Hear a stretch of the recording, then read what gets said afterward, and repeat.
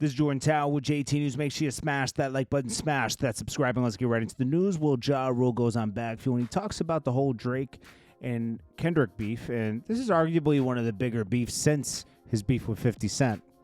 And honestly, this is probably going to drag out just as long, forever. Now, he makes the point that we all kind of knew, but, you know, it's different coming from Ja Rule, who's been in the system and, you know, been label against label. The funny thing about this beef with Drake and Kendrick is there was favoritism played. It doesn't mean that Kendrick didn't win. I'm just saying he mentioned one thing that was very obvious. So if you don't know, Interscope, Kendrick's on, is owned by Universal Music Group, and Drake is on directly Republic Universal Music Group. So both of their songs came out, but when Kendrick's dropped, what's very big right now is reaction channels. The reaction channels would allow, you were allowed to upload and react to Kendrick Lamar's, diss tracks to Drake. When you uploaded Drake's, you would get a copyright, and then also they would take it down.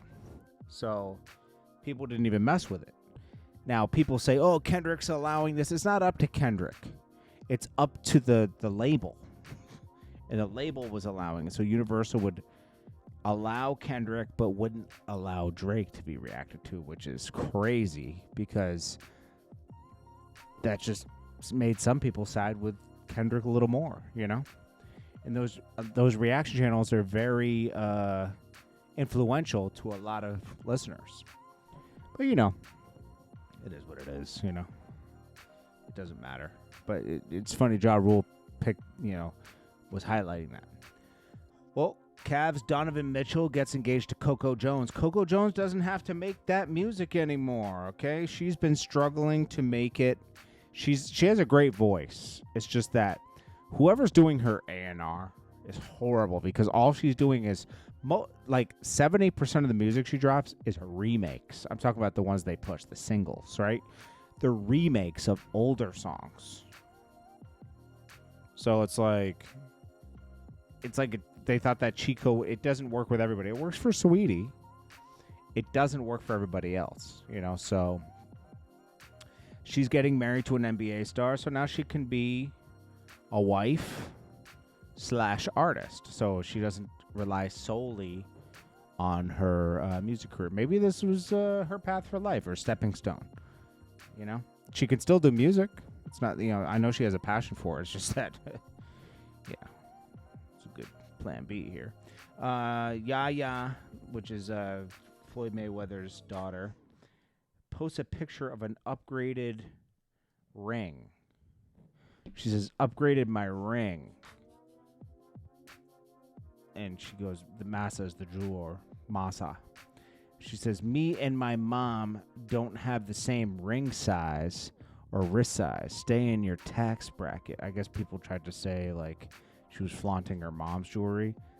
I don't think NBA Youngboy gave her this. I don't, you know, it's like they have a baby together, but he's definitely not married to her. He has his own, he's on tour with his wife. I don't know.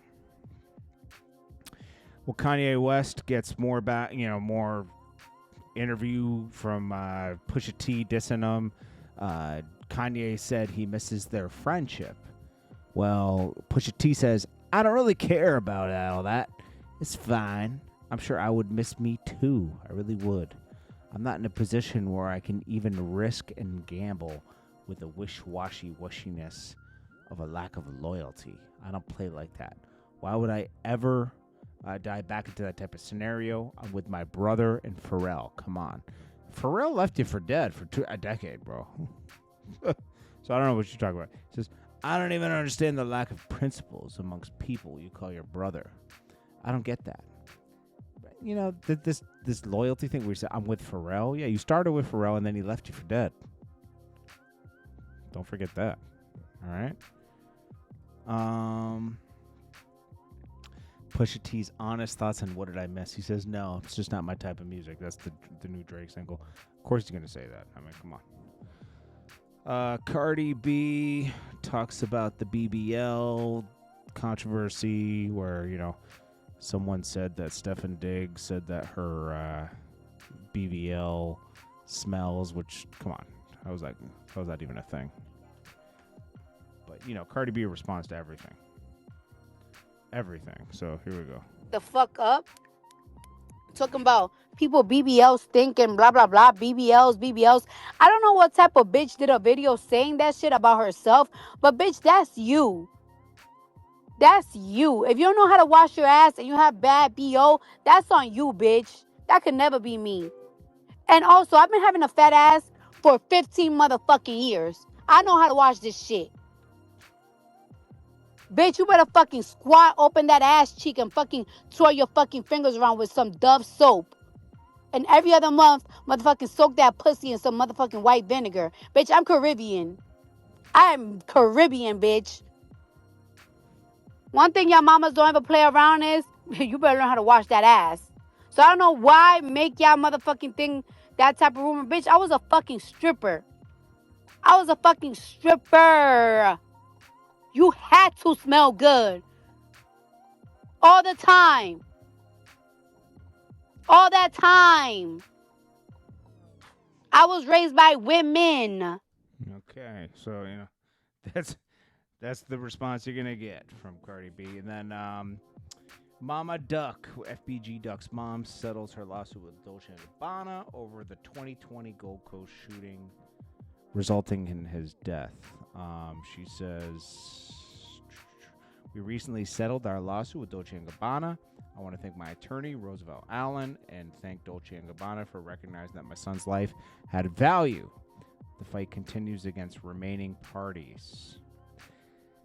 So I guess, I don't know how Dolce & Gabbana would be at fault just because he was shopping there.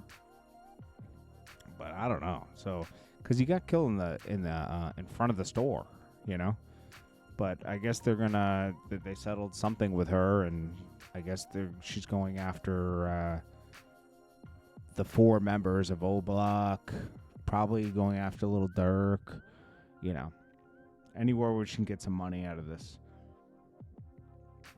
I don't know. That was a Chirac beef between two people that got out of control. I don't know. I don't even know what to think about that. It's sad. It's sad that people lose their lives over stupid stuff like that. But anyways, she got the money she was looking for.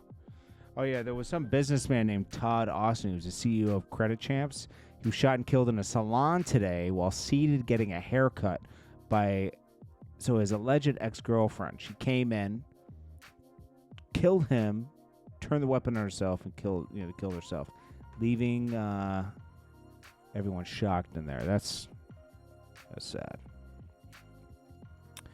Anyways, this is Jordan Tower with JT News. Make sure you smash that like button, smash that subscribe button. I'll check you guys in the next one. Peace.